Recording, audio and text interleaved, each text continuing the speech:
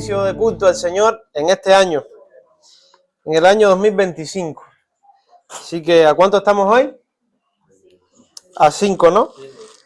Así que apenas comenzamos el año y en los primeros días estamos todos aquí en la casa del Señor. ¿Cuántos bendicen su nombre?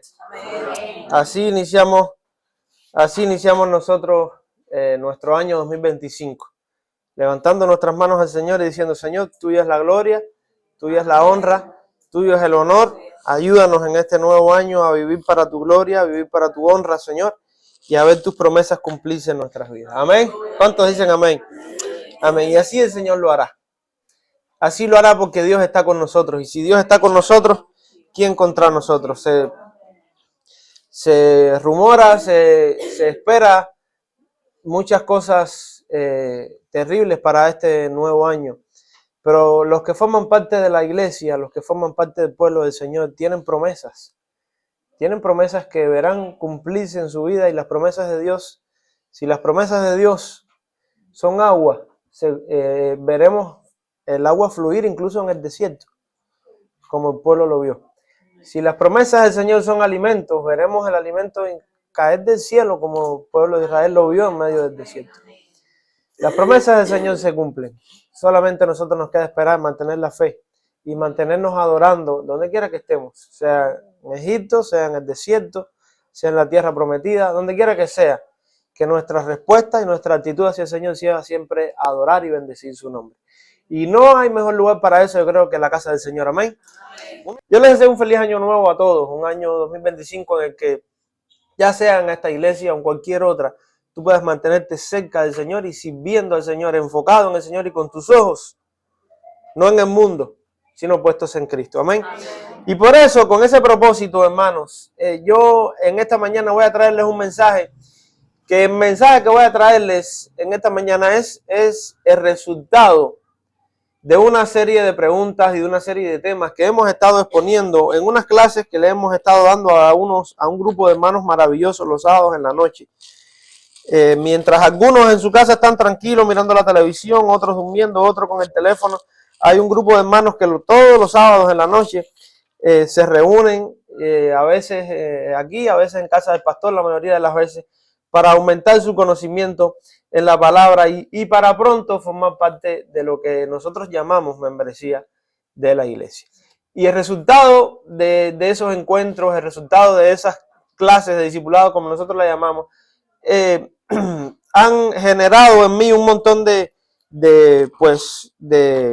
ideas para no solamente tratarlos en un marco cerrado, en un marco informal como ese de un grupo de hermanos sentados en una sala de la casa, quizás con un café en la mano, con un refresco, o riéndonos y compartiendo así la palabra del Señor, sino para tratarlo de manera general con toda la iglesia, para que toda la iglesia sea parte de eso. Y yo creo que no hay mejor momento para iniciar con este grupo de temas que vamos a estar tratando quizás durante 3, 4 domingos. Al menos tenemos preparado para 3 domingos en la adelante, relacionados con la iglesia. Y esa es la temática que nosotros vamos a comenzar a abordar hoy. La iglesia. Di conmigo, la iglesia. La iglesia. O sea, la iglesia, ese título, la iglesia y su papel en este siglo. Paréntesis, año 2025. ¿Cuál es nuestro papel? ¿Cuál va a ser nuestro papel en este año? Los propósitos que el Señor tiene con su iglesia, con su pueblo. Yo sé que particularmente Dios va a bendecir a cada uno de los que está presente aquí en esta mañana. Dile al que de los Dios te va a bendecir. O sea, particularmente como individuo, como persona, Dios a ti te va a bendecir. Yo estoy seguro de eso. Yo estoy seguro de que si tú le eres fiel al Señor, el Señor te va a bendecir. Y a veces hasta ni siendo tan fieles, porque Él permanece fiel. Él nos va a seguir bendiciendo de igual manera. Él te va a bendecir. Pero yo creo que hay un programa que va mucho más allá de ti como ser individual o de ti como persona. Y ese programa y ese propósito que Dios tiene con la iglesia, con su iglesia. Ese propósito que Dios tiene con su iglesia, ese programa que Dios tiene con su iglesia. Y específicamente durante todo en medio de este siglo, que la Escritura cataloga, no solamente sino los que han pasado, como un siglo malo, como un siglo perverso. Y así que en medio de un siglo malo y en medio de un siglo perverso, Dios se ha provisto de un pueblo que Él ha llamado iglesia, para que ese pueblo, dentro de ese siglo malo y perverso, continúe brillando como luminares, sea una luz en medio de la oscuridad, sea sal en medio de este mundo. Así que nosotros que formamos parte de esa iglesia, y la iglesia que el Señor ha llamado a través de la historia, ha desarrollado en mayor o en menor medida ese rol, ese propósito. Pero ¿cuáles son los propósitos? ¿Han cambiado acaso los propósitos? ¿Han cambiado los roles? ¿Hay un programa diferente para nosotros como iglesia para este siglo, para el año específicamente 2025? ¿Qué vamos a hacer? Porque lo cierto es que la vida ha ido cambiando. El siglo se ha ido tornando un poco más convulso. La vida que nosotros vivimos hoy como individuos y también como iglesia juntos en el Señor no es la misma ni siquiera que vivíamos hace 5 años atrás. No es la misma que vivíamos hace 10 años atrás y mucho menos hace 50 años atrás. Y sigue habiendo una pregunta hacia nosotros. ¿Qué propósito tenemos hoy? ¿Cuál es el propósito de nuestra vida? ¿Por qué formamos parte de la iglesia? ¿Por qué estamos aquí? ¿Por qué seguimos haciendo lo que seguimos haciendo? ¿Cuál es el propósito y cuál es el plan? Y para eso vamos a tratar una serie de temas, la iglesia y su papel en este siglo. Ese va a ser el título que nos va a guiar. Ese va a ser el título del cual se ha derivado toda esta serie de ramas, porque es una serie de ramas. Vamos rápido a Mateo capítulo 16, versículo 18. Y ese es el texto. ¿Cuánto ya lo tiene? Póngase en pie conmigo, por favor. Hermanos, este es un versículo muy especial para mí. Es un versículo y toda una historia. Es un versículo dentro de una perícope, se llama, dentro de un evento, dentro de un acontecimiento que a mí me marcó mucho, me ha sido de mucha edificación a través de los años. Mientras más yo leo este versículo, más me doy cuenta de lo importante de lo que el Señor me ha hecho formar a mi parte. Más relevancia le doy al llamado que Dios me hizo a servir, a ministrar, a edificar, a pastorear una iglesia y a formar parte de una iglesia antes de eso, porque antes de ser pastor yo era una oveja, y lo sigo siendo, pero era una oveja sentada en un banco, pero aún siendo así yo le doy importancia a eso cuando leo versículos como este. Mateo 16, 18, el Señor, esto es una conversación que Jesús tiene con todos sus discípulos, pero usted sabe que en todos los grupos siempre hay uno que se destaca, ¿no? Uno como que es más conversador que los demás, o algunos. Y en este caso estamos presenciando un evento en el que están todos los discípulos, quizás alguna que otra persona más que no forme parte del grupo de los discípulos que también estaban escuchando, formando parte de la conversación, como algunas mujeres que acostumbraban a andar también con Jesús, que eran discípulos, seguían también al Señor Jesús. Y Pedro se adelanta a responder cosas que Jesús le preguntaba a todos. Y las respuestas de Pedro causaron que el Señor dijera esto que nosotros vamos a leer hoy. Y el versículo 18 dice, yo también te digo que tú eres ¿quién? ¿Y sobre qué? Sobre esta roca edificaré mi iglesia y las puertas del Hades no prevalecerán. Y amén, puede sentarse. Edificaré mi iglesia. Esa es una frase, hermanos, que mientras más yo la leo,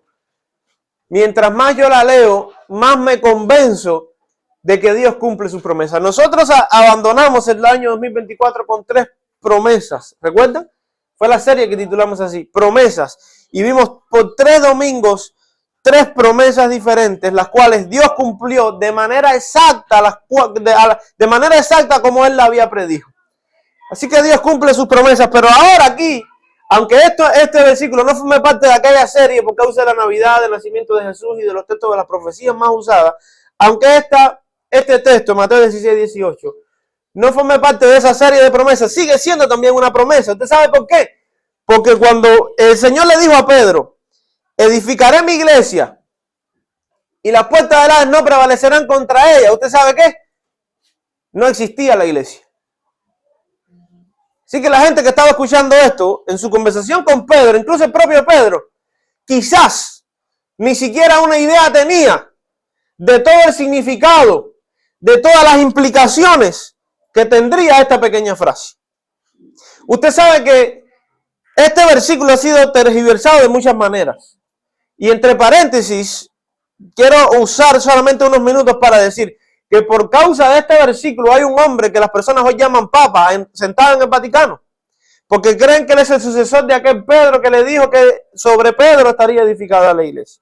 Pero apartándonos ahora de ese tipo de contiendas, de ese tipo de desviaciones teológicas, apartándonos de eso, solamente les menciono para que ustedes sepan la magnitud y la importancia de esta frase.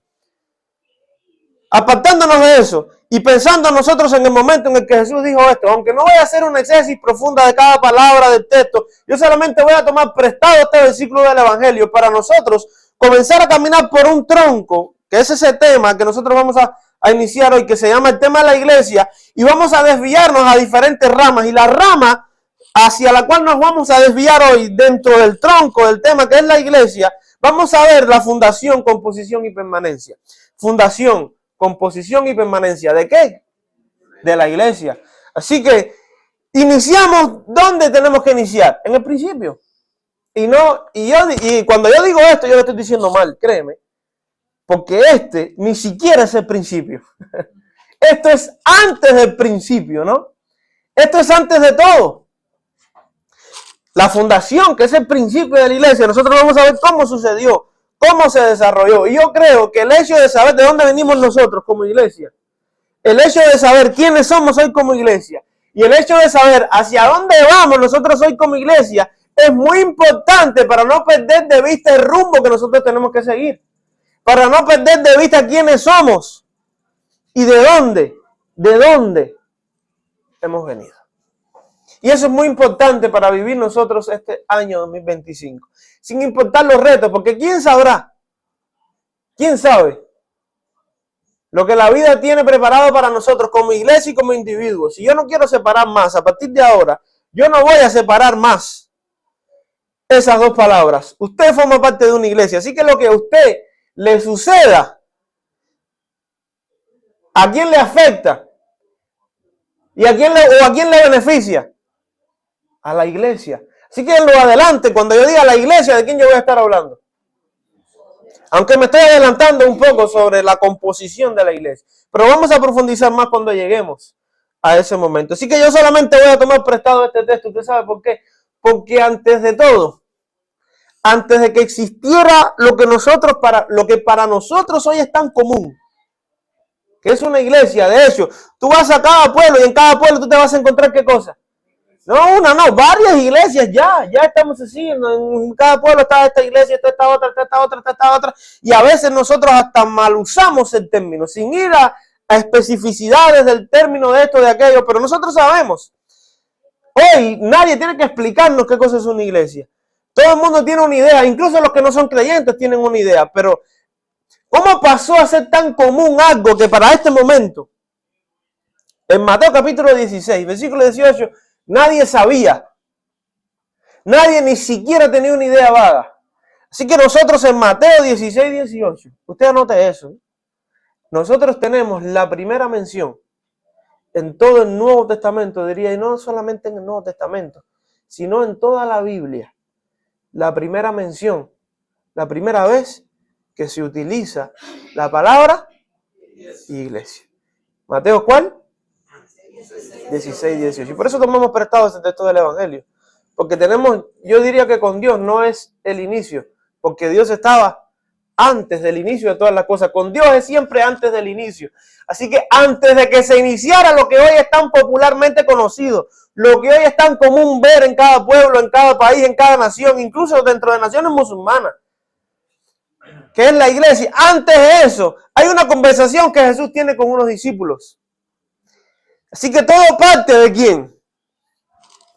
¿De quién parte la idea, la palabra? ¿De quién parte la promesa? ¿De quién parte la conversación? ¿De quién es el génesis de la iglesia? ¿Dónde estaba por primera vez? La primera vez que se menciona la idea, ¿quién la pone sobre la mesa? ¿Quién le dice a los discípulos lo que va a hacer? Aunque los discípulos no entiendan, ¿no? Y quizás y así es la historia de muchos de nosotros, quizás cuando empezamos, cuando fuimos o visitamos por primera vez una iglesia. Nosotros no teníamos ni idea qué cosa era eso, ¿no? Yo al menos no tenía ni idea qué cosa era eso, aunque vivía a 4 casas de una iglesia. A 4 casas de una, 2, 3, 4, esa era mi casa. Pero yo ni siquiera idea tenía. Imagínense que el pastor hoy que le está predicando a usted, cuando dijeron una vez dijeron, vamos a buscar el Salmo. Yo tenía estos libritos, yo no sé si era este mismo quizás, quién sabe. Si a lo mejor era hasta este mismo. Pero tenía un librito idéntico a esto, este mismo. Me habían dado esto cuando entré y ni siquiera sabía por qué me habían dado eso. Y yo me senté y dijeron, vamos a buscar el Salmo 80. Y yo comencé a buscar el Salmo 80. Cuando llegué al número 80, que pensé que era el Salmo 80, me di cuenta que esto no decía lo que estaban leyendo. Hasta que el que estaba al lado me dijo, oye, eso mongo, eso no es la Biblia, eso es un himnario. Yo ni siquiera sabía nada, ni qué cosa era una Biblia, ni qué cosa era un himnario.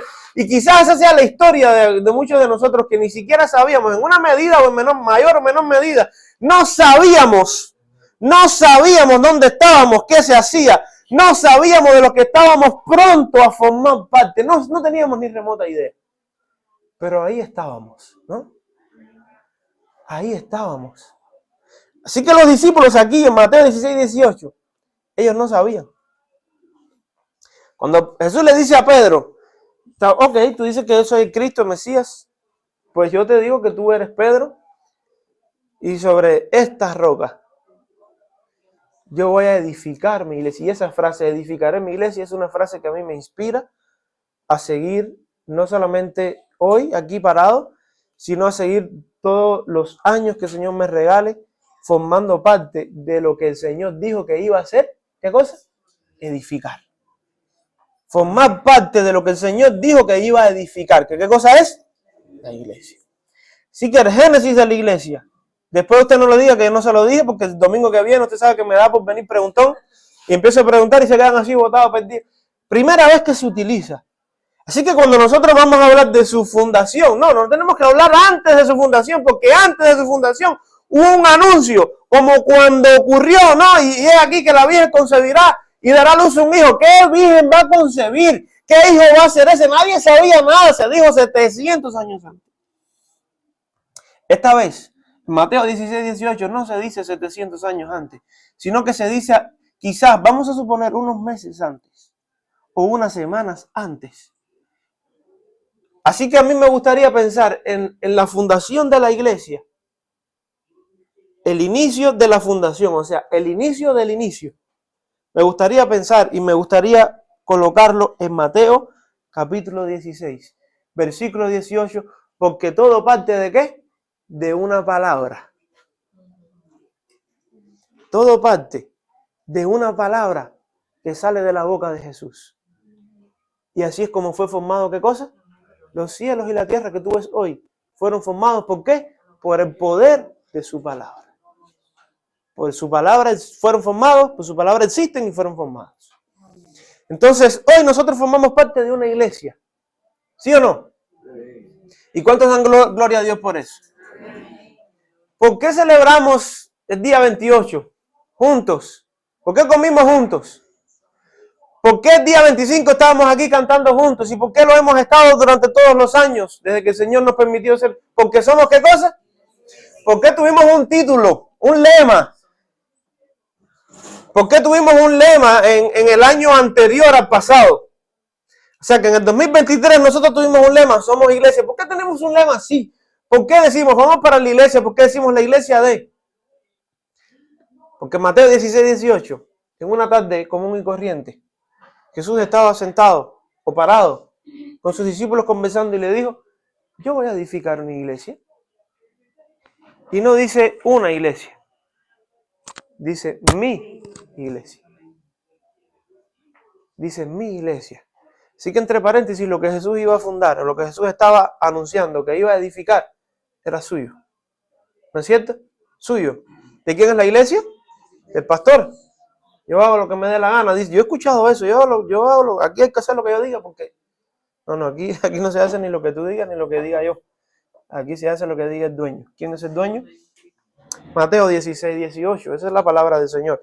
Así que solamente vamos a usar Mateo 16, 18 para arrancar un recorrido por un largo, ancho tronco que tiene muchas ramas. Y una de esas ramas va a ser las primeras, no la fundación. ¿Cómo se fundó la iglesia? Mateo 16, 18 fue la primera vez que se mencionó. Así que es evidente que cuando hablemos de iglesia, cuando vamos a ir al génesis de nuestra identidad, nosotros no podemos ir mucho más allá de Cristo. Porque Cristo es el punto de inflexión, punto de partida de lo que hoy nosotros conocemos como iglesia, porque él dijo, voy a edificar mi iglesia, la primera vez, nadie sabía de qué quizás. Estaban los discípulos, ahí están los que siempre están despistados, ¿no? Dentro del grupo de los discípulos, yo me imagino, esto se dijo en Cesarea de Filipo. Cesarea de Filipo era un lugar complicado.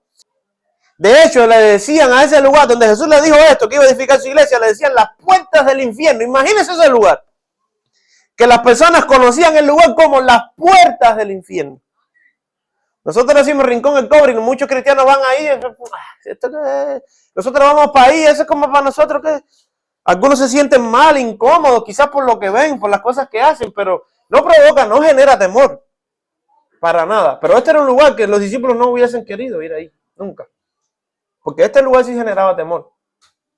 Por la cantidad de orgías y de cosas indescriptibles que yo no me atrevo a decirle desde aquí que se hacían en ese lugar. Así que usted se imagina, usted puede reunir un lugar como el Rincón, como el Cobre, le suma adentro un burdel, usted sabe, ¿no? Un burdel tanto para hembras como para mujeres, para hombres como para mujeres. Usted le suma ahí adentro una silla eléctrica, lo que nosotros decimos, o un paredón, un lugar donde se asesinan las personas. Usted le suma a todas esas cosas que yo les he mencionado. Usted le suma, no sé qué pudiese sumarle un lugar, un centro de tortura voluntaria, ojo, todas estas cosas voluntarias. Es un centro de tortura. Todas estas cosas era Cesarea de Filipo. Y ahí estaba Jesús con sus discípulos. Y en ese lugar, Jesús le dice a sus discípulos, voy a edificar una iglesia sobre esta roca. Y Cesarea de Filipo, Cesarea de Filipo era una roca. Así que sobre esa roca, Jesús le dice a sus discípulos que iba a edificar una iglesia, pero los discípulos no tenían ni idea de lo que Jesús estaba hablando. Pero con el paso del tiempo algo sucedió. Con el paso del tiempo, Jesús comienza a tratar y a lidiar de una manera más seria incluso. Así que vamos a hablar de fundación de la iglesia. Todo comienza entonces con el ministerio de Jesús, con esta frase en Mateo 16:18 y el trato de Jesús con sus discípulos. Así que la primera iglesia, si podemos decir que ya estaba formada, aunque no me atrevo a decirlo yo, sino que estaba en proceso de formación. Dice, no es lo mismo cuando alguien está haciendo el pan, ¿no es cierto? Que tiene que ir añadiendo elementos en la medida que la propia masa te lo va pidiendo. Primero agregas harina, después un poco de agua, levadura, no sé, aceite si tienes para echarle azúcar y toda esa serie de elementos. En este momento le faltaban algunos elementos a lo que nosotros hoy conocemos como iglesia, ¿no? Pero ya estaba en proceso de formación. Ya estaba ahí la masa. No es que estaba en espera a ver si crecía, no, es que le faltaban elementos. ¿Cuáles eran los elementos que le faltaban? Pues las enseñanzas que Jesús iba a continuar dándole a sus discípulos sobre lo que era realmente la iglesia y sobre lo que él iba a edificar. Así que Cristo es quien por primera vez habla acerca de una iglesia que iba a fundar, que él iba a edificar. Así que Cristo es quien inicia y Cristo es quien edifica. Di conmigo, inicia y edifica. Así que cuando hablamos de fundación, Cristo inicia y Cristo edifica su iglesia. Y es algo que nosotros tenemos que tener en cuenta porque no fue algo que Jesús hizo y ya. El inicio evidentemente es algo que no se va a repetir, pero la edificación es algo que va permaneciendo y que ha permanecido a través de los siglos. Porque aún hasta el día de hoy, ¿en qué año estamos? 5 de enero, ¿no? 5 de enero del 2025, aún hoy Cristo sigue edificando su iglesia. Así que la iglesia es fundada por Cristo en un lugar inesperado. Una información a personas que no sabían. ¿Qué era una iglesia? Sí, habían asambleas. ¿Qué es lo que significa la palabra iglesia, asamblea? Que se llevaban a cabo con diferentes tipos de personas. Usted sabe que nuestro país es el país de las asambleas, ¿no? Tenemos asambleas de más cual. Pero yo pregunto, todos nosotros, todos los ciudadanos forman parte de las personas que pueden asistir a esas asambleas. O tienen que ser personas exclusivas que cumplan con ciertos o más cuales requisitos, ¿sí o no? O sea, hay que tener requisitos para formar parte de la asamblea de poder y todas las asambleas que tenemos, ¿no? Asimismo, en el tiempo que Jesús le dice, voy a edificar mi iglesia, yo voy a edificar mi asamblea, yo voy a edificar mi llamado. Asimismo, en aquel tiempo habían diferentes iglesias, pero ahora Jesús está hablando de una suya. De una que él iba a edificar. Y en aquel tiempo, en el que Jesús le dijo esto a los discípulos, para formar parte de una iglesia, de una asamblea que era un grupo de personas que existía en cada pueblo importante, no en todos, en cada pueblo importante. Era un grupo de hombres, di conmigo hombres nada más, solo hombres. Y además de ser solo hombres, esos hombres tenían que ser libres, di conmigo libres. Además tenían que tener alguna que otra propiedad. Usted sabe, tenía que ser gente de posición. Entonces, ¿cuántos de nosotros aquí podíamos formar parte de una asamblea en aquel momento? A mí mi familia no me dejaron ni una bicicleta. Así que yo soy el primero descalificado. Las mujeres que están aquí, por favor. Pero ¿cuántos de los que están aquí éramos libres? Ninguno, ¿no? Todos éramos esclavos del pecado, así que ninguno de nosotros podía formar parte de aquello que las personas decían que era una asamblea. Pero ahora Jesús dice que iba a edificar una iglesia. La palabra iglesia es una palabra compuesta por dos términos unidos. Que significa fuera, y kaleo, que significa llamar. Así que cuando se iba a formar parte cuando iba a iniciar la asamblea, que era lo que pasaba aquí haciendo, llamando, vamos, vengan, eso es lo que significa la palabra iglesia, los llamados afuera, los llamados a formar parte. Así que si tú estás aquí, créeme, hayas escuchado o no, hayas sido invitado o hayas venido voluntariamente o no, Dios te ha llamado, Dios te ha traído. Y nosotros sabemos, los que conocemos a Dios, sabemos que Dios tiene diferentes voces y usa diferentes formas para atraer a sí mismo al hombre o a la mujer. Así que sin importar la forma en la que tú has sido atraído, Dios te ha llamado a formar parte de lo que Él está edificando y de lo que Él iba a edificar. Así que hoy nosotros terminamos siendo el cumplimiento de esa promesa que Dios le dio a un grupo de discípulos que ni siquiera sabían qué cosa era una iglesia. Y avanzamos un poquito más. Ya hablamos un poco de la fundación, ¿no es cierto? Y ahí tenemos versículos, miren, hermanos. ¿Alguien puede ir rápido a Zacarías 12? Ahora tenemos los teléfonos que con 2 dedos usted llega a Zacarías 12:10. Usted llega bastante rápido porque hay una simbología en todo esto. La palabra dice que Jesús es el segundo Adán. ¿Por qué el segundo Adán? Dice el libro de Romanos que Jesús es el segundo Adán. ¿Por qué el segundo Adán? Porque el primer Adán falló. El primer Adán fue creado en un estado inocente, pero el primer Adán falló a los propósitos de Dios, comiendo del fruto que Dios le dijo que no comiera. Y Cristo ahora es nuestro segundo Adán, pero el segundo Adán sí cumplió eficazmente los propósitos del Señor. El primer Adán se suponía que como hijos nosotros, del primer Adán íbamos a gozar del privilegio del paraíso. ¿Me siguen? Se suponía, ¿no? El diseño, el plan era que nosotros, al ser hijos de Adán, pudiésemos hoy gozar del paraíso, pero ese paraíso fuimos privados de disfrutar de ese paraíso. ¿Por qué? Porque en el primer Adán, nosotros perdimos la herencia. En el primer Adán, nosotros perdimos el terreno. Porque el primer Adán terminó siendo, ¿qué cosa? Expulsado. ¿Sí o no? El primer Adán terminó siendo expulsado del Edén. Así que la descendencia de ese primer Adán nació en un lugar diferente, nació en un lugar apartado del Edén, por causa del pecado de Adán. Pero ahora en el segundo Adán, nosotros podemos recibir y nosotros tenemos una herencia, perdón, ¿sí o no? Sí. Tenemos una herencia en los cielos y nosotros vamos a pasar la eternidad ¿dónde? En el Edén que perdimos por causa del primer Adán. Ahí vamos a nosotros pasar la eternidad por siempre. Así que el segundo Adán, en nuestro segundo Adán, que es Cristo, nosotros recuperamos lo que perdimos por causa del pecado del primer Adán. Así que Cristo es el segundo Adán. Pero mira la simbología de esto. Vamos a Zacarías 12:10. Derramaré sobre la casa de David y sobre los moradores de Jerusalén espíritu de gracia y de oración. Y mirarán a mí, a quien traspasaron, y llorarán como se llora por un hijo unigénito, afligiéndose por él, como quien se aflige por el primogénito. Esto es Zacarías, ¿no? Esto es el Antiguo Testamento. Todavía cientos de años antes que sucediera lo que aquí se dice, que iban a llorar como un hijo primogénito o unigénito, ¿no? Y que íbamos a mirar nosotros ¿a quién?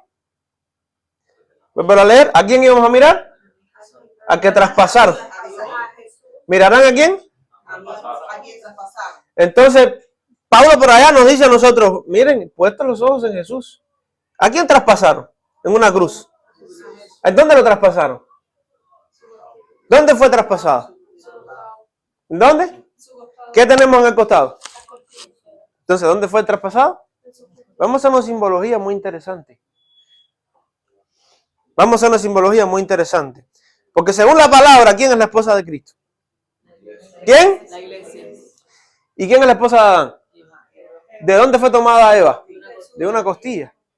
Entonces en Mateo capítulo 16, versículo 18, Jesús comienza a fundar su iglesia. Le dije que no estaban todos los ingredientes, ¿no? Que los ingredientes iban a ser puestos, pero ya estaba en marcha. Ya estaba en marcha el programa, ya estaba en marcha la fundación y todo inicia con una palabra, como fue creado los cielos y la tierra y el polvo del cual Adán fue tomado, fue creado por el poder de la palabra. Pero es creado Adán. Luego la palabra dice que no es bueno que el hombre esté solo y entonces tenemos un segundo Adán, que también vino por el poder de la palabra, no Zacarías, vemos aquí Zacarías 12:10, que había anunciado que habría de venir, Isaías, ¿cuál? 7, 9, 11 y muchas otras profecías más que nos anunciaban que iba a venir, una palabra que nos anunciaba que iba a venir Cristo. Pero los detalles de lo que iba a acontecer también nos fueron dados por partes, ¿no? Por aquí se nos dice esto, por allá se nos dice esto, y luego cuando nosotros amamos todo eso, nosotros decimos, pero ¿qué es actitud? ¿No? Es increíble. ¿Qué sucede, hermanos? ¿Cómo sucedió en Génesis? ¿Cómo sucedió en Génesis capítulo 2? Específicamente versículo 21 al 23. Génesis 2, 21 al 23 dice que Dios hizo caer, ¿cómo? ¿Qué cosa? Sobre Adán, un sueño profundo. Así que ¿en qué condición estaba Adán? Cuando su costado fue abierto. Y se tomó de Adán. Y de lo que se tomó de Adán, ¿qué se formó? Una mujer llamada Eva. ¿De lo que se tomó de quién? De lo que se tomó de Adán, ¿qué fue formado? Una mujer llamada Eva. Así también la palabra de Dios dice, hablando del sacrificio de Cristo, hablando de lo que sucedió con Cristo y hablando de todo el misterio acerca de la iglesia, que la iglesia, ¿qué cosa es de Cristo? El cuerpo de Cristo. La iglesia es el cuerpo de Cristo, de la cual Él es, ¿qué cosa? La cabeza. Así que aquí tenemos desde el mismo Génesis una simbología que nos anuncia que solamente lo que sale de Adán es Eva, ¿no es cierto? No puede ser llamado Eva el polvo que quedó. Recuerden que Dios juntó polvo de la tierra, juntó, pero el otro polvo que quedó, eso no puede ser llamado Eva, porque Eva no fue formada del polvo. Eva fue formada ¿de quién? De Adán. De Adán fue formada Eva. Dios sacó de su costado. Entonces nosotros tenemos en la cruz del Calvario a un hombre guindado, que cuando los soldados vinieron, ya él estaba muerto. Entonces no quisieron quebrantar sus huesos para que se cumpliese la profecía y no será quebrado hueso alguno. Y entonces el soldado, para asegurarse de que él estaba muerto, ¿qué hizo? Cogió una lanza y traspasó su costado sin él saber, cumpliendo así una profecía, que al ser traspasado su costado se cumplió un ingrediente más para anunciarnos a nosotros que estaba continuando el proceso de formación de una iglesia, que ya Cristo había anunciado. Entonces la iglesia hoy, ¿por qué está compuesta? La iglesia está compuesta solamente por lo que sale y es tomado ¿de quién? De nuestro segundo Adán. Lo que quedó del polvo no es Eva. Lo que fue tomado de Adán es Eva. Así que los elementos que nosotros quisiésemos, y estamos hablando ahora de composición, recuerda, fundación, composición y permanencia de la iglesia. Pasamos a la composición. ¿Por quiénes o por cuáles o por qué está compuesta la iglesia? Aquí pasamos de su fundación a su composición y nos damos cuenta y podemos llegar a la conclusión, no solamente por esta simbología, sino también por muchos elementos más que vamos a continuar mencionando, que solamente, pero yo quiero que usted se quede con este principio, solamente lo que es tomado de Cristo es lo que puede ser llamado iglesia. Solamente lo que sale de Cristo es lo que puede ser llamado iglesia. Así que si hay alguien aquí presente que no ha pasado por la cruz y que no ha pasado por Cristo, no puede ser llamado iglesia. No forma parte de la iglesia, aunque se sepan los coros que se quiere saber. aunque se congregue y asista los días que quiera asistir, si no has pasado por la cruz, si no has salido de Cristo como nueva criatura, ¿no es cierto? De modo que si alguno está en Cristo, nueva criatura. Así que si tú no has salido de Cristo como una nueva criatura, tú no formas parte, tú no compones la iglesia. Si tú no has muerto, si tú no has pasado por la cruz y no has sido resucitado en Cristo, así como Adán, así como sobre Adán vino un sueño profundo. Cuando vino sobre Jesús la muerte y fue traspasado su costado. Todas estas cosas nos anuncian que estaba en proceso de formación algo. Algo estaba en proceso de formación, pero algo que ya el Señor había anunciado. Mateo capítulo 16, versículo 18. Así que retomamos la simbología, pero cuando llegamos a Efesios capítulo 5, versículo 23, en la segunda parte de este versículo nosotros afirmamos un poco más esta simbología y estos conceptos que estamos tratando en esta mañana, porque allí, específicamente allí, es donde se nos dice que Cristo es la cabeza de la iglesia, que la iglesia es su cuerpo y que Jesús es su Salvador. Así que ese cuerpo que es la iglesia, el cual es de Cristo, ese cuerpo, ¿por qué cosa está compuesto ese cuerpo? Por diferentes miembros. ¿Y por qué nosotros usamos la palabra miembro entonces? Ya saben, ¿no? Tú eres miembro, tú no eres miembro. ¿Por qué? Porque el cuerpo de Cristo, el cuerpo de quien sea, ¿por qué cosa está compuesto? Por diferentes miembros. Por eso la Escritura dice que si un miembro del cuerpo se duele, todos los demás. Así que de ahora en adelante, nosotros no somos un llanero solitario en este mundo. Por eso les dije hace unos minutos atrás que ya no hablaría más de ti como individuo, ¿no? Porque tú no eres una isla en este mundo, aunque nos gusta ser así, ¿no es cierto? Mis propios problemas, mis propios asuntos y resolver yo mis propios problemas, mis propios asuntos, que nadie sepa nada de mí, que yo mi vida. Pero tú tienes que entender que tú has sido llamado a formar parte de un cuerpo. ¿Cómo se llama ese cuerpo? La iglesia, que ese cuerpo tiene una cabeza, pero además de la cabeza de ese cuerpo que es Cristo, ese cuerpo también tiene ¿qué cosa? ¿Otros qué? Otros miembros. También tiene otros miembros. Así que ese espíritu de individualismo que está imperando hoy y que va a continuar imperando durante el año 2025 diciéndote, y se manifiesta ese espíritu de diferentes maneras, diciéndote, esa es una manifestación, diciéndote, no hace falta ir a la iglesia para ser cristiano. ¿No has escuchado eso? ¿Sí o no? ¿De dónde viene eso? De alguien que quiere extirparte a ti como miembro de ese cuerpo y decirte, tú no necesitas al cuerpo. ¿Pero qué dice la palabra? No le puede decir el ojo al oído, yo no te necesito. No le puede decir ningún miembro del cuerpo al otro, no te necesito. Porque como suele decir el dicho, nosotros lo usamos para otras cosas, ¿no? Una mano, ¿qué cosa hace? Nosotros lo usamos para otras cosas, pero entiende el principio por el cual yo lo estoy usando, ¿no? Entonces, hermanos, ¿qué sucedería si esa frase fuese verdad? ¿Qué sucedería si la mano entendiera que eso es verdad? Yo no necesito ir a la iglesia para ser cristiano, ¿no? ¡Pah! Me voy y empieza la mano a andar sola, ¿no? ¿Quién alimenta esa mano? ¿Cómo se mantiene esa mano con vida? ¿Cómo se mantiene con vida? No.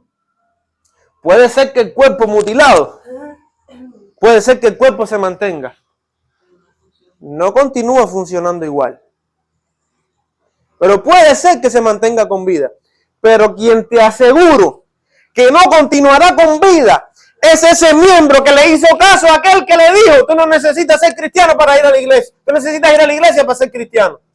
Quien te aseguro que no continuará con vida es quien le haga caso a ese tipo de ideas, a ese tipo de mentalidad y ideología. ¿Usted sabe por qué?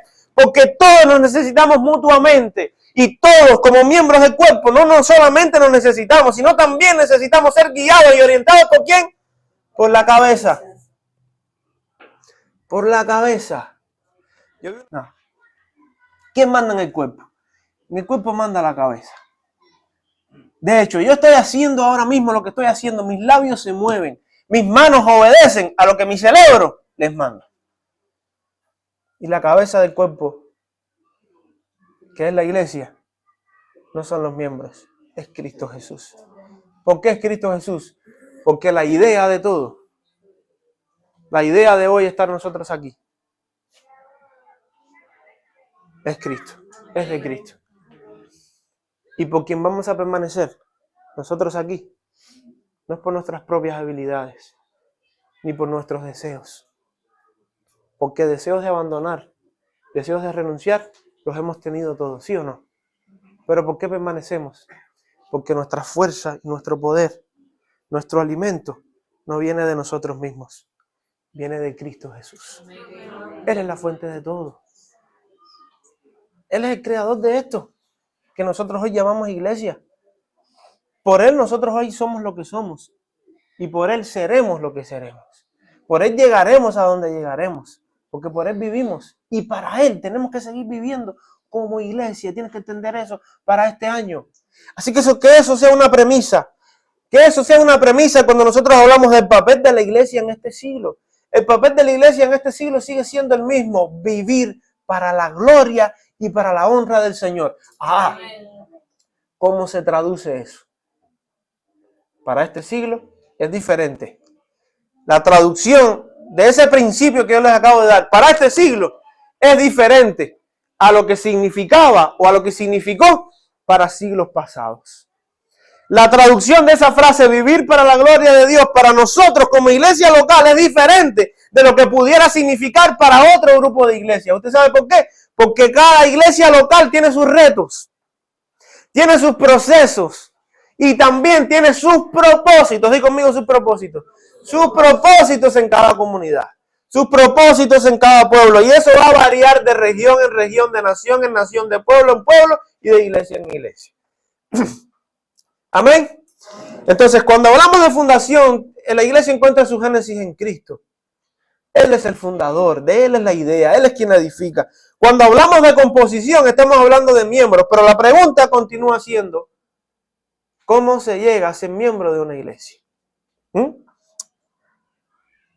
¿Cuántos se han preguntado eso alguna vez? Porque quizás el pastor diga, no, hermano, por favor, los miembros se quedan. Y yo he estado en iglesias donde las personas se me han puesto bravas por eso. Ay, pero ¿por qué los miembros nada más? Y me han llamado después por la noche a la casa, pastor, usted me ofendió porque yo...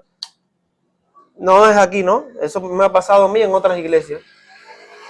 Yo me quedo asombrado y digo, pero... Le respondo con una sola pregunta, pero ¿y por qué? ¿Y por qué usted no es miembro? ¿Por qué usted no es miembro de la iglesia? Entonces la pregunta para todos los que me están escuchando en esta mañana es, ¿cómo se llega a ser miembro de una iglesia? Porque estamos hablando de composición.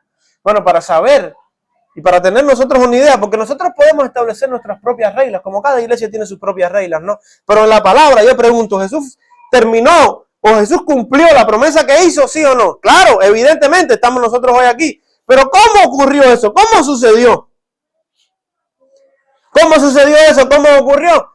Tenemos que nosotros ir al libro de los Hechos. Y cuando nosotros vamos al libro de los Hechos, de hecho, la segunda vez que se utiliza la palabra iglesia es para un tema de disciplina. En Mateo capítulo 18, Mateo también, 2 capítulos después del 16, Jesús le dice, si tu hermano tiene algo contra ti, recuerden, si notas que tu hermano tuviera algo contra ti, ve si hace esto, luego ve a la iglesia y que te escuchen. O sea, que ya Jesús está dando una serie de principios, no solamente de algo que va a hacer, sino que cuando surjan problemas, cómo resolver los problemas, conflictos o los conflictos internos. Pero después de eso, después de todo eso, nosotros en el libro de los Hechos, en el capítulo 2 específicamente, versículos 41 y 42, nosotros tenemos una lectura que dice, así que los que recibieron su palabra, di conmigo los que recibieron su palabra,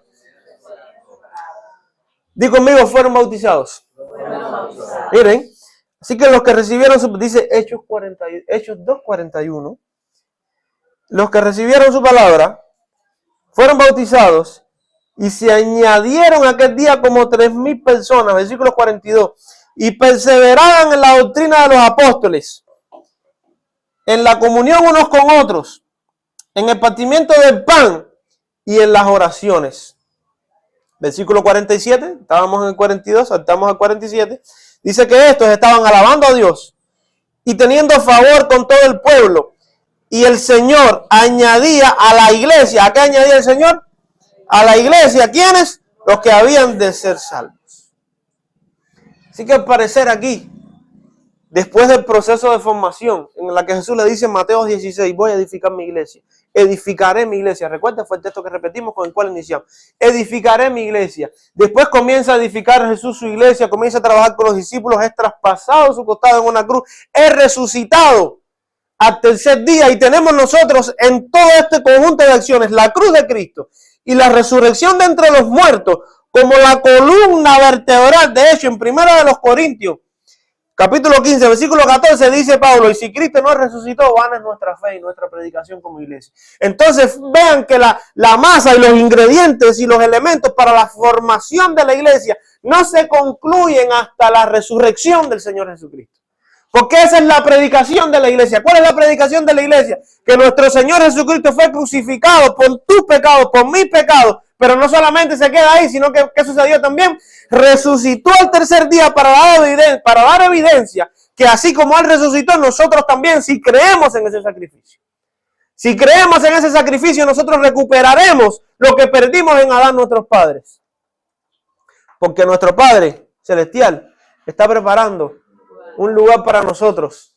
El Hijo está preparando un lugar en la casa del Padre para que donde Él está, nosotros también estemos. Así que en Cristo y en su sacrificio y por la fe en ese sacrificio, nosotros recuperaremos lo que perdimos. Y esa es la columna vertebral de la iglesia. Si tú quitas el sacrificio en la cruz, no hay costado traspasado, ¿no? No hay, ¿entiendes?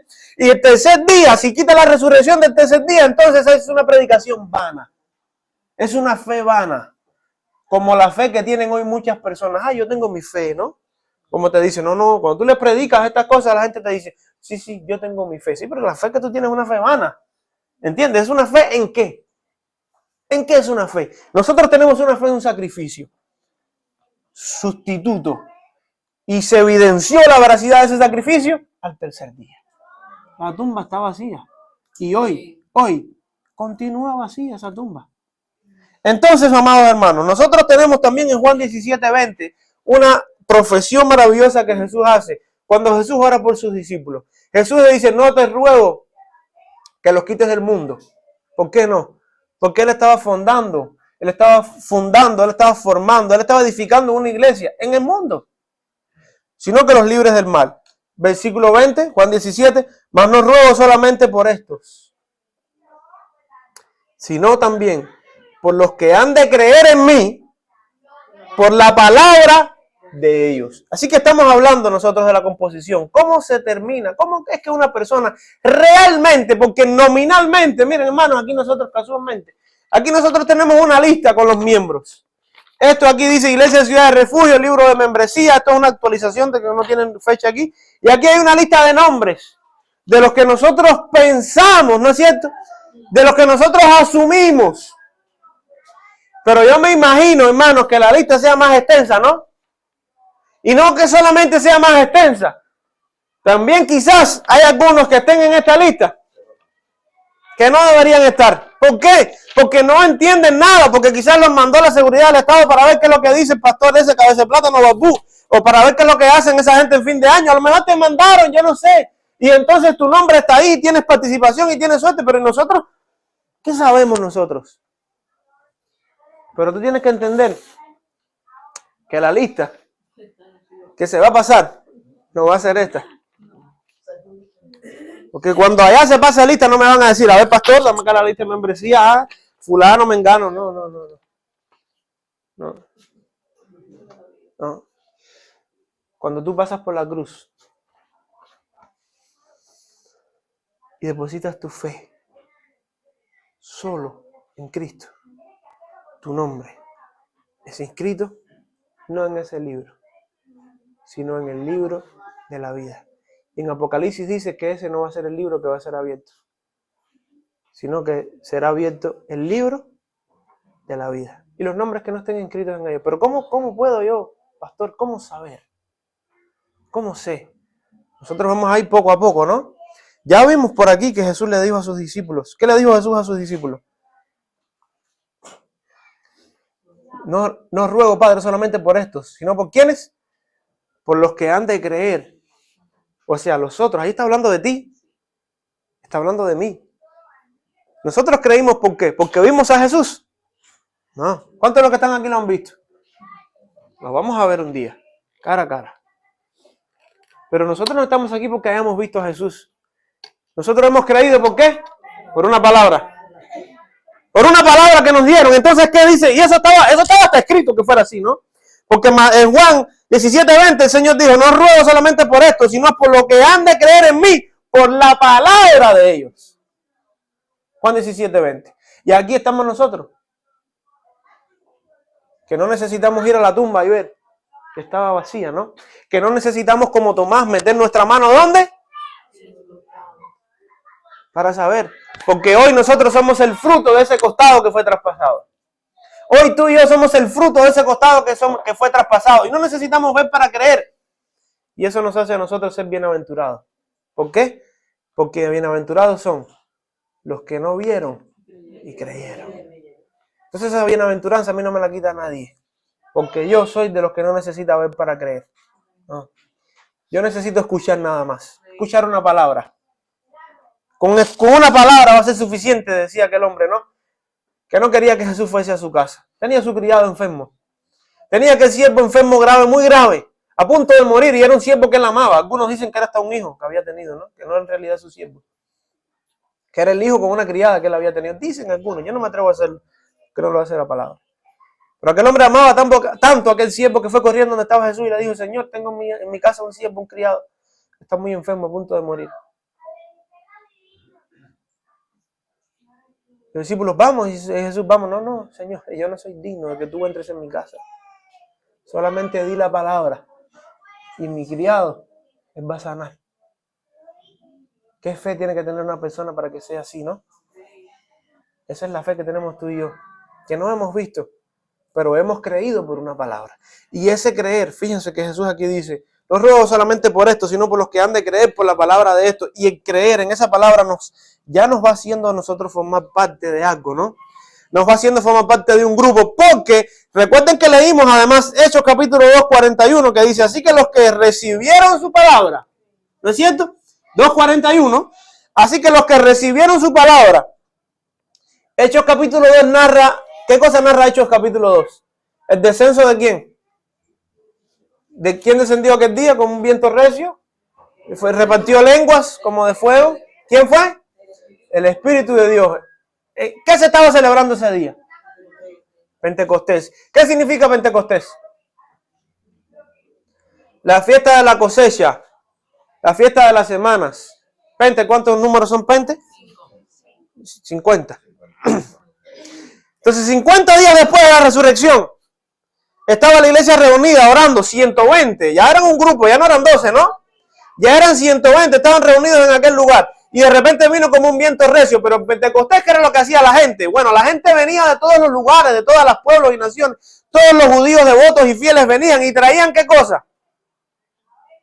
Los primeros frutos de su cosecha. Así que aquellos tacaños que se lo comen, aprendan de esto.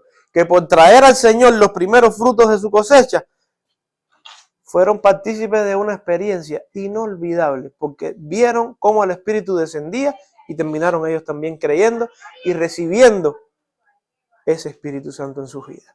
Hechos capítulo 2 nos narra eso. ¿Y qué sucedió? Bueno, Pedro comienza a hablarles y a predicarles, porque la gente se burlaba, decía, estos están borrachos, estos están ebrios. Pedro le dijo, no están ebrios, sino que se cumplió hoy. Delante de ustedes una palabra. ¿Qué palabra se cumplió? Lo que vuestros hijos soñarán, tendrán visiones, y sobre toda carne derramaré mi espíritu. Entonces, ¿qué haremos? Le dijeron a aquellos hombres a Pedro. Y Pedro les dijo, arrepiéntense, bautícese cada uno de ustedes. Y dice la palabra aquí en Hechos 2:41 que los que recibieron su palabra. Así que si estamos hablando de la formación o de la composición de la iglesia, Jesús en Juan 17:20 dice que otros habrían de creer por la palabra. Dice Hechos capítulo 2:41 que los que recibieron su palabra y fueron bautizados, ¿no es cierto? Usted repitió esas dos palabras. Los que recibieron su palabra y fueron bautizados, y dice, y se añadieron aquel día, ¿como cuántas? 3,000 personas. Yo pregunto, ¿a qué se añadieron? Por supuesto, ¿no? Porque en el versículo 47 dice que estos estaban alabando a Dios, tenían favor con todo el pueblo, y el Señor añadía, ¿qué cosa? a la iglesia. El Señor añadía cada día a la iglesia los que habían de salvo. Así que al parecer, y en lo adelante, ya ellos comienzan a llamarse ¿cómo? Iglesia. Yo respondí. Entonces, aquí tenemos ya en Hechos 42, en Hechos 2, 42, 43, 44, hasta el 47, el cumplimiento de una promesa. Y vamos a ver si vamos a hablar de requisitos, de normas, de leyes, que hay que cumplir como nos gusta a nosotros. En primer lugar tenemos recibir la palabra. Di conmigo, recibir la palabra. Estamos hablando de ¿qué? Composición de la iglesia. ¿Por quiénes está compuesta? ¿Cómo yo llego a ser miembro de una iglesia? Número 1. Bueno, dice aquí Juan. Dice Juan 17:20 que el Señor rogaba por los que habrían de creer por la palabra de esto. Pero dice Hechos capítulo 2 que el Señor añadía a la iglesia ¿a quiénes? Los que recibían la palabra. En segundo lugar, léelo. Hechos 2:41. Así que los que recibieron su palabra fueron ¿qué cosa? Fueron bautizados. Entonces, hay gente que dice, no, pero el bautismo, no, hay gente que lleva en la iglesia 40 años y no se ha bautizado. Entonces, quizás por eso usted no aparezca en este libro. Ni tampoco en el de arriba. Porque el bautismo es muy importante. ¿Por qué es importante el bautismo? Porque el bautismo es una manifestación de esa fe que tú has recibido. Porque, ay, pero yo creo en mi corazón. Yo te digo, con el corazón se cree para justicia. Pero con la boca se confiesa para salvación. Entonces quizás ni en este libro ni en aquel tampoco estés inscrito si aún no te has bautizado. Tienes que hacerlo porque los que terminan siendo miembros de la iglesia, miren lo que hacían. Ellos, por eso, ¿qué es lo que hace el católico? ¿Qué es lo que hace el católico con el niño? Desde el niño, ¿qué es lo que hace?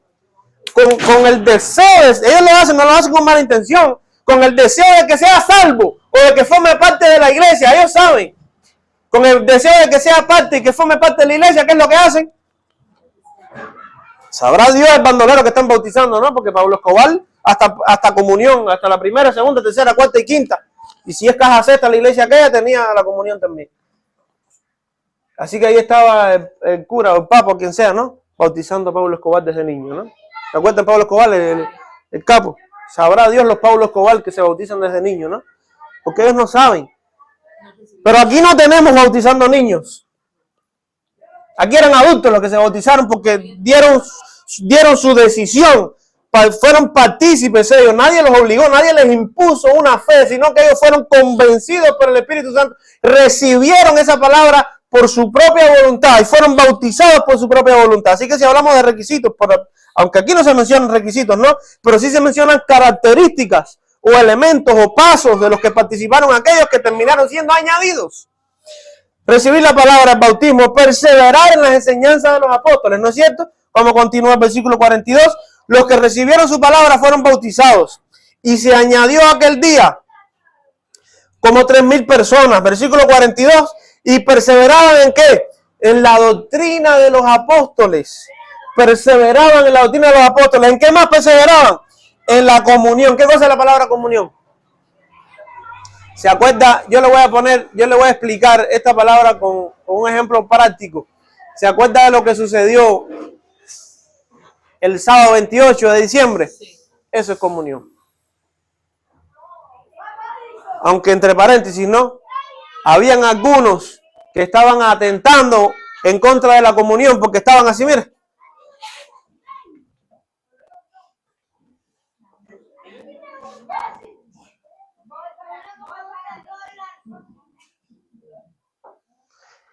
Y eso es un atentado grave. Eso es un atentado en contra de la comunión. Porque ¿eso qué hace? ¿Eso es tener comunión? Para nada. Pero habían otros que estaban, hermano, ¿qué? La familia. Los demás aquí comiendo helado como David, ¿no? ¿Dónde está David? Y aquí metiéndole al helado, pero eso es comunión. Y las conversaciones que tenemos, el preocuparnos, el conversar, pasar tiempo juntos, el reírnos, eso es comunión. Lo demás, los hermanos que estaban aquí alcanzándonos los platos por aquí para allá, eso es comunión. Lo demás es perder el tiempo. Así que, si usted viene a eso, no pierda más su tiempo. Empléalo en otra cosa.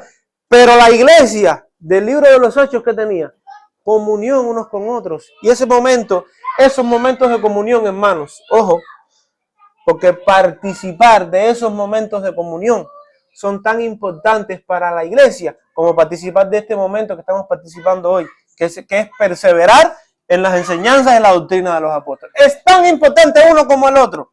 Fíjense si es tan importante que se nombra dentro de las cosas que hacía la primera iglesia. Así que si vamos a hablar de fundación, composición, ¿qué hacían aquellos cristianos? Miren lo que hacían. ¿Por qué nosotros hacemos eso hoy? Porque está ahí en la palabra bien claro que los primeros cristianos y que la primera iglesia lo hacía. Luego, después de eso, en el libro de los Hechos, hablando de la formación, desarrollo, ya tenemos un grupo que se llamaba iglesia. Ya tenemos un grupo que hacía cosas. En el capítulo 5, ¿recuerda? Capítulo 2, luego capítulo 5. Tenemos a una iglesia que comienza a hacer que sus miembros, las personas que formaban parte de eso, que se llamaba iglesia, que quizás los otros de afuera ni tenían idea, pero los que formaban parte de esa iglesia comenzaban a ser partícipes a los otros hermanos de los bienes que poseían. Hechos capítulo 5. ¿Se acuerdan? Y muchos traían las cosas que tenían y que hacían y la ponían a los pies de los apóstoles. Y algunos vendían propiedades que tenían, otros vendían esto y hacían partícipe a la iglesia de los bienes monetarios y financieros que tenían. Ojo con eso, porque el espíritu de individualismo que nos dice, quizás nuestros vecinos ahí en la esquina están diciendo, esos están ahí para robarle dinero a la gente. Y si te ven por alguna casualidad poner un billetico de 1000 dentro de la cestica morada, que dicen, viste, te lo dije, míralo ahí. Míralo como ahí recogen. Ellos no entienden. Ellos no entienden que eso es una práctica, en primer lugar, saludable para el corazón. Y en segundo lugar, establecida por la palabra de Dios. ¿Para qué? Para suplir nuestras necesidades. Para suplir nuestras necesidades, porque esos mismos que dicen eso, cuando te ven a ti en un hospital, no te van a llevar nada, y ahí está la iglesia, aunque sea llevándote algo. Cuando tienes una necesidad, ¿quién va a estar ahí? ¿O quién tiene que estar? Los otros miembros de tu cuerpo, ¿no? Porque cuando esta mano está herida,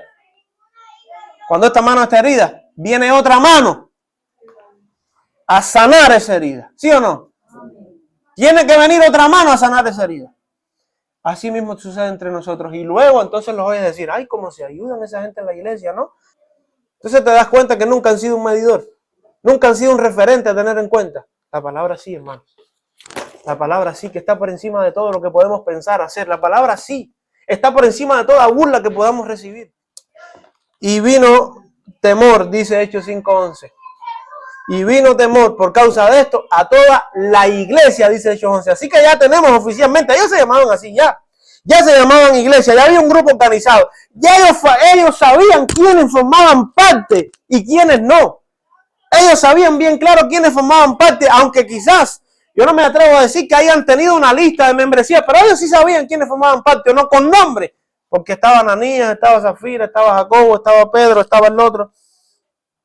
Pero según los relatos de Hechos en adelante, en Hechos capítulo 6, viene una gran persecución y viene una problemática que sucede dentro de la iglesia y para atender bien a las viudas. Así que ya tenemos un grupo formado con ministerios que se dedicaba a atender y asistir y ayudar a hermanas que habían perdido sus esposos y que eran ancianas. Hechos capítulo 6, la iglesia se reúne y acuerda nombrar entre ellos a hermanos para servir a estas mujeres. Hechos capítulo 8, se levanta una persecución. Yo quiero que usted vaya a Hechos capítulo 8, versículo 3, para que se dé cuenta cómo ya para Hechos capítulo 8 la palabra del Señor Jesús era mucho más clara. La palabra iglesia era muy popular. Ya habían grupos establecidos. Ya no solamente entre ellos sabían quiénes eran parte de la iglesia, sino también los de afuera sabían que ellos eran parte de la iglesia. Hechos capítulo 8, versículo 3, ¿qué dice? Saulo asolaba la iglesia. ¿A quién asolaba Saulo? A la iglesia. Asolar es perseguir, matar, buscar, capturar, asesinar. Agitar, perseguir. Saulo asolaba a la iglesia. ¿Cómo sabía Saulo quiénes era la iglesia? Saulo no formando parte de la iglesia. ¿Cómo sabía Saulo quiénes eran la iglesia? Porque ya los de afuera, ya el grupo era tan evidente, ya el impacto de la iglesia en donde estaba era tan evidente que todas las personas que no formaban parte de la iglesia sabían quiénes sí formaban parte de la iglesia. Y eso nos hace entender a nosotros algo muy importante, que nosotros estamos aquí y formamos parte de la iglesia y nosotros lo sabemos, pero además de nosotros hay gente que también lo sabe. ¿Qué significa eso? Que ellos están mirándote. Ellos te están mirando. Ellos te están observando. Los de allá afuera te están observando. Observan cómo tú respondes. Observan cómo tú actúas. Observan cuál es tu respuesta a la situación. Cuál es tu respuesta a las contingencias. Quizás a problemáticas que ellos mismos se están enfrentando. Y ellos quieren decir, a ver cómo la iglesia, a ver cómo los que van a la iglesia lidian con esto. Ellos no te lo dicen, pero ellos están mirando, ellos están pendientes. ¿Qué hacía Saulo en Hechos capítulo 8, versículo 3? Casa porque, ¿cómo Pablo? ¿Cómo él sabía incluso dónde vivía? ¿Te das cuenta? ¿Te das cuenta? Dice, entonces Saulo asolaba la iglesia y entrando casa por casa los sacaba y los arrastraba y los encarcelaba. No le importaba si era hombre, mujer, niño, él los encarcelaba a todos. Así que, ¿cómo Pablo sabía quiénes eran? ¿Cómo Pablo sabía dónde vivía? ¿Cómo? ¿Cómo él sabía dónde vivían? Porque él iba, ¿cómo? O sea que edificio 1, apartamento 2. Edificio 1, apartamento, los otros no me importan, 18. Edificio 2, apartamento ¿qué? 6. O sea, a él no le importa a los demás, ¿no? A Pablo no le importaban las otras casas. Así que el edificio 1, apartamento 2, apartamento 18, edificio 2, apartamento 6, así dígase tu edificio, dígase tu apartamento. Tú estás en los ojos de alguien, hijo. Acabas de entender eso. Por lo cual, como iglesia, tienes que comportarte dentro del templo y fuera del templo. Dentro y fuera. Tienes que comportarte como tal. Porque tú sabes y yo sé de lo que formamos parte. Y a veces tú te cuidas de mí. Pero no te cuidas de él. Y él también sabe que tú eres de la iglesia. Entonces, hermanos, entendamos que aquello de lo cual nosotros formamos parte, hemos sido partícipes, no por méritos nuestros, sino porque Él nos ha llamado. ¿Cómo tenemos la convicción y la seguridad? Porque hemos creído. ¿Cómo sé que yo formo parte de la iglesia? Porque yo he creído. Yo he creído. Yo me he bautizado. O sea que yo he dado evidencia de esa creencia. Porque dice Santiago que la fe sin qué cosa es muerta. Y tú tienes que obrar conforme a esa fe. La fe no es algo abstracto que tú dices, yo tengo. Pero cuando van a decirte, dame, no puedes dar nada. Pero es que yo tengo. Sí, pero dame, ¿no? Muestra. Entonces Santiago decía, muéstrame tu fe sin tus obras. Y yo te mostraré mi fe por mis obras. Entonces, y como iglesia tienes que obrar. No solamente escuchar lo que se te diga, sino obrar. Así que según los relatos de los Hechos, ya para el capítulo 8, nosotros tenemos un grupo que se llamaba iglesia y lo llamaban así. Y todo inició por un accidente, no. Por una casualidad, no. Por una palabra. Así que lo que para nosotros hoy es muy común, iglesia, somos iglesia, mira la iglesia tal, la iglesia más cual. Cuando Mateo 16, versículo 18, Jesús le dijo, edificaré mi iglesia. ¿Qué? No se puede. Cuando a alguien yo le dije, vamos a hacer un garaje, vamos a hacer un templo, vamos a hacer una iglesia en la Loma del Tanque. ¿Qué? Nace, ahí no te dejan hacer nada. ¿Dónde estás ahora mismo? ¿De qué formas parte ahora mismo? Tú formas parte de algo que el Señor dijo. Tú formas parte de algo que el Señor fundó. Tú formas parte de algo que el Señor provocó. Y mañana nos pueden quitar el techo y las paredes, hermano. Que eso no nos hace a nosotros ser lo que somos. Porque nosotros ¿de dónde salimos? De Cristo salimos. Del Señor somos. Así que tú tienes que quitarme a mi Señor para yo dejar de ser lo que soy. ¿Entiendes? ¿Y cómo me vas a quitar eso? ¿Cómo me vas a quitar eso si eso forma parte de mi esencia? Yo soy hueso de sus huesos y carne de sus carnes. ¿Entiendes? ¿Cómo me vas a quitar eso? ¿Cómo me vas a quitar si yo salí de su costado? Yo salí de esa cruz, yo salí de ese sacrificio, yo salí de esa resurrección. ¿Cómo me vas a quitar eso? Por eso si hablamos en último lugar de la permanencia de la iglesia, ¿recuerdan? Ahí estamos en el tercer punto. Fundación, composición y permanencia. Si hablamos de la permanencia, ¿hasta cuándo va a permanecer la iglesia? No sé. Bueno, vamos a Hechos capítulo 16, versículo 18. ¿Cómo termina diciendo el versículo? ¿Alguien puede ir? Recuerda que nos quedamos ahí nos quedamos y pedimos repetir, edificaré mi iglesia. Ahí nos quedamos, ¿no? Y lo dejamos ahí. Usted no dijo nada más. Pero eso no era todo lo que se dijo. Eso no fue todo lo que Jesús dijo. ¿Cómo terminó diciendo Jesús?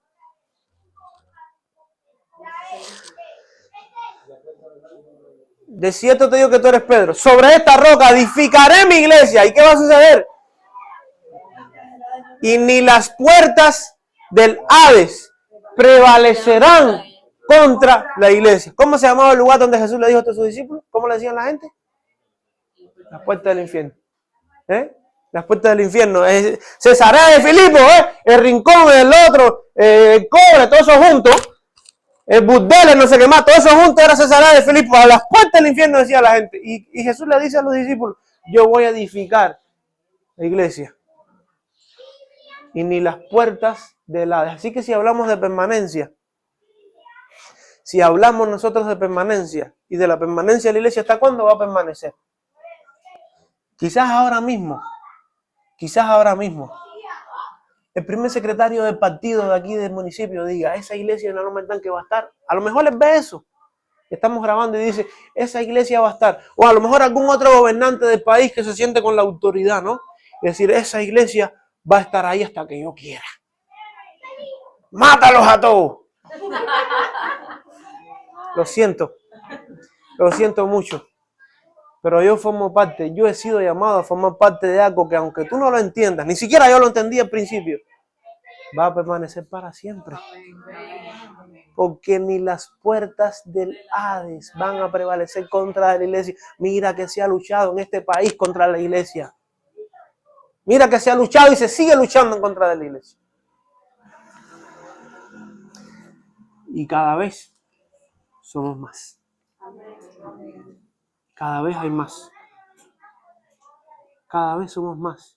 Y cada vez hay más. ¿Qué tú vas a ir para ese pueblo pequeñito? Me decían a mí. ¿Qué tú vas a hacer ahí, hijo? ¿Qué tú vas a hacer ahí? En la punta de esa loma donde hay 4 o 5 edificios. ¿Qué tú vas a hacer ahí? Eso no va a tener ni pie ni cabeza nunca ahí. Ahora ven 2 o 3 foticos que subimos y dicen, oye hermano, qué bueno está aquello. Ni las puertas del Hades van a poder permanecer. Así que hermanos, entendamos que la permanencia de la iglesia será hasta que Cristo venga. ¿Usted sabe por qué? Porque la iglesia es la esposa de Cristo. Y un día, que según lo que parece, no está muy lejano, se van a celebrar unas bodas de Cristo con su esposa. Y seremos nosotros convidados a las bodas del Cordero.